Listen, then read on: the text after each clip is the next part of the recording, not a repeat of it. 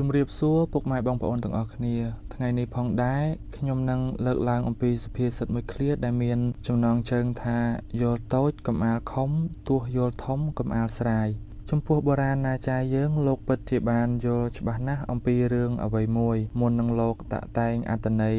នៃសេចក្តីនោះបន្សល់ទុកឲ្យកូនចៅជំនាន់ក្រោយឲ្យពួកយើងបានសិក្សាយល់ដឹងតួយ៉ាងដូចជាពាក្យថាយល់តូចកុំអាលខំទោះយល់ធំកុំអាលស្រាយចំពោះពាក្យនេះតើវានឹងមានអត្ថន័យសេចក្តីយ៉ាងណាទើបបានជាបណ្ឌិតបុរាណយើងលោកបានចងក្រងទុកជាកេរដំណែលសម្រាប់ក្មេងៗជំនាន់ក្រោយសិក្សាយ៉ាងដូចនេះបាទចំពោះពាក្យថាយល់តូចកុំអាលខំនៅក្នុងឃ្លានេះផងដែរគឺលោកចង់សំដៅថាបើយើងយល់អំពីរឿងរ៉ាវអ្វីមួយហើយឃើញថារឿងរ៉ាវនោះវាតូចទេ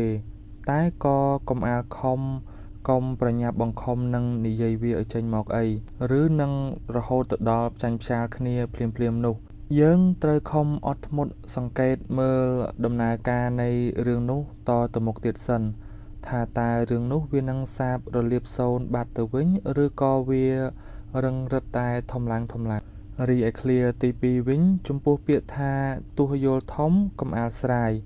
គឺលោកចង់សម្ដែងប្រាប់យើងថាបើទោះបីជាយើងយល់ឃើញថារឿងនោះវាធំក៏កុំអាលប្រញាប់ស្រាយគឺកុំសម្រាយនិយាយពីរឿងនោះឲ្យបែកសាយភាយឲ្យគេដឹងឬកុំប្រញាប់ទៅប្រាប់រឿងរ៉ាវនោះដល់តុលាការអី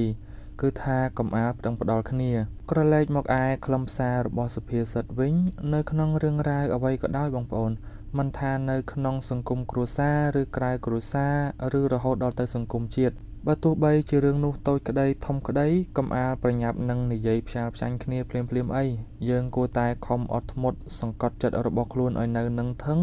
សង្កេតមើលការជាក់ច្បាស់សិនព្រោះកាលបើកើតក្តីក្តាំងនឹងគ្នាហើយនោះបើទោះបីជាយើងឈ្នះគេក៏គង់តែរិចរិលគឺនាំតែធ្វើឲ្យបាត់បង់មិត្តភាពឬរលួសខាតបង់ពេលវេលាទ្រព្យធនជាក់ជាមិនខានបើក្នុងសង្គមគ្រួសារវិញការដែលខំអត់ធ្មត់សង្កត់ចិត្តយកធម៌ខន្តីមកដាក់ក្នុងខ្លួនវាគឺជាហេតុនាំឲ្យកើតសេចក្តីសុខផងដែរលោកក៏បានសម្គាល់បញ្ជាក់ផងដែរថាលោកមិនមែនទូន្មានថាបើសិនជាយើងឃើញរឿងនោះវាធំហើយមិនឲ្យដោះស្រាយទេបើត្រូវដោះស្រាយក៏ដោះស្រាយតែក៏កុំប្រញាប់ពេកអីយើងគួរតែត្រូវមើលវាឲ្យបានស៊ីជម្រៅជ្រៅជ្រះបន្តិច